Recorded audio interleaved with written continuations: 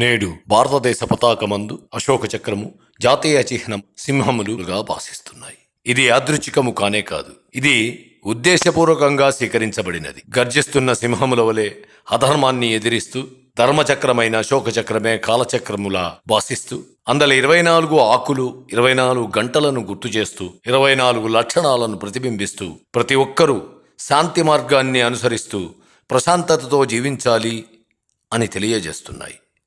అంతేగాక ఈ గుర్తులు మన దేశ ప్రజలందరూ ఈ సంకేతాల వలన నిరంతరము వారి కర్తవ్యాన్ని గుర్తు చేసుకుంటూ నిర్విరామంగా కృషి చేస్తూ ప్రపంచమంతటా శాంతిని నెలకొల్పాలని తెలియజేస్తున్నాయి. కానీ ఎందరు ఎన్ని విధములుగా తెలియజేసినా ప్రపంచ యుద్ధముల వలన, అప్పుడప్పుడు జరిగే కొన్ని దుర్ఘటనల వలన జనావళి అంతా చిన్నాభిన్నమై అంతటా చీకటి మేఘాలు కమ్ముకుంటున్నాయి.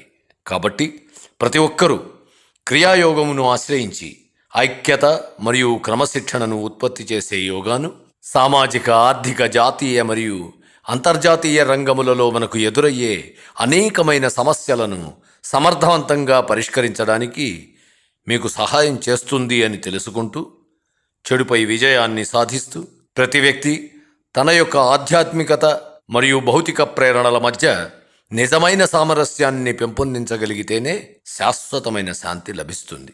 సమాజంలో ఈ శాంతిని బోధిస్తూ తాను స్వయంగా శాంతిని పాటించడం ద్వారా మాత్రమే ప్రతి మనిషి తాను సృష్టికర్త యొక్క ప్రతిరూపముగా నిరూపించుకోగలడని తెలుసుకోండి. భారతదేశములో సాంస్కృతిక పునరుజ్జీవనానికి మద్దతు ఇచ్చేందుకే క్రియాయోగములు గురువు బాబాజీ గారి క్రియాయోగమే తిరిగి వచ్చిందనడంలో ఏమాత్రము సందేహం లేదు. స్వాతంత్రానంతరం ఏ దేశానికైనా ఇలాంటి మద్దతు అత్యంత అవసరమే. మన దేశానికి ఈ భాగ్యము మన ప్రాచీన యోగుల ద్వారా మనకు లభించటం ఎంతో హర్షదాయకం. ఒకసారి బాబాజీ గారు సంభాషిస్తూ, మీ తలకు క్షౌరం చేసుకుని కాషాయ వస్త్రములు ధరించుట కంటే మీ పాపాలను పోగొట్టుకున్నట్టుకు ప్రయత్నం చేయండి. మీ హృదయమంతా కలుషితమైనప్పుడు సన్యాసి వస్త్రాలను ధరించి మాత్రము లాభమేమి?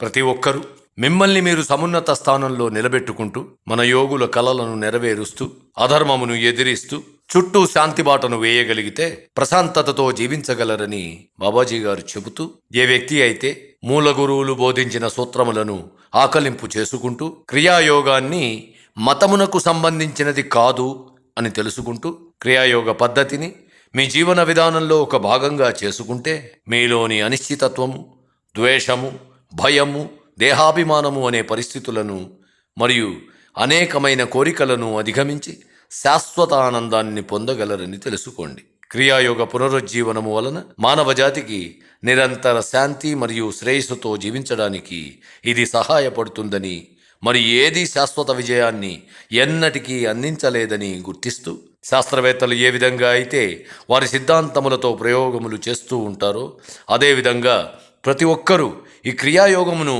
మీ జీవన విధానములో పొందుపరుస్తూ మిమ్మల్ని మీరు ఆత్మజ్ఞానులుగా తయారు చేసుకొనడానికి తీవ్రమైన ప్రయత్నములు చేయండి. ప్రపంచానికి నేడు కావాల్సింది, అత్యంత ఆవశ్యకమైనది ఆధ్యాత్మిక పరమైన పునరుజ్జీవనమే.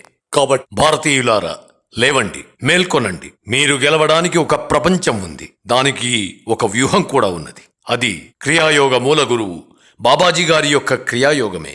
ఇది తప్ప మరొక మార్గం లేదు. మరియు ఈ క్రియాయోగమే భారత భూభాగమున మన పూర్వీకులచే మనకు అందించబడిన ఆత్మజ్ఞానము కూడా అయి ఉందని ప్రతి ఒక్కరూ గుర్తిస్తూ గర్వపడవలసి ఉన్నది. ఎందుకంటే భారతదేశము తన దేశ స్వాతంత్రం కొరకు చేసిన పోరాటము బహు ప్రత్యేకమైనది. ఆ సమయమున మన పూర్వీకులు భారతదేశ ప్రాచీన సంస్కృతి అయిన ఆత్మజ్ఞానాన్ని అనగా బాబాజీ గారు మనకు అందించిన క్రియాయోగమును అభివృద్ధి చేస్తూ వారి యొక్క స్వరాన్ని ప్రపంచమంతా వినగలిగేలా చేశారు.